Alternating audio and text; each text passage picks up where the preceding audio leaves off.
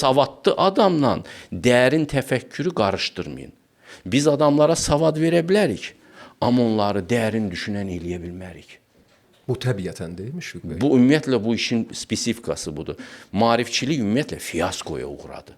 Maarifçiliyin hədəfi bu idi ki, biz insanları savadlandıracağıq, şər azalacaq yer üzündə.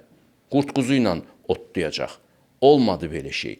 İnsanlar savadlandılar, savadlı yaramazlar yarandılar. İndi sizin telefonunuza girib hesabınızdan pul çəkmək üçün sadəcə bıçaqla sizi çöldə saxlamaq kifayət deyil. Gərə bir proqramçı biliklərinə malik olasan, hacker olasan, süni intellekti qoşasan işin içinə. Çox bilikli, çox savadlı olmalısan. Savad fiyaskoya uğradı. Savad qətiyyən insani eybəcərliklərin qabağına keçmirmiş.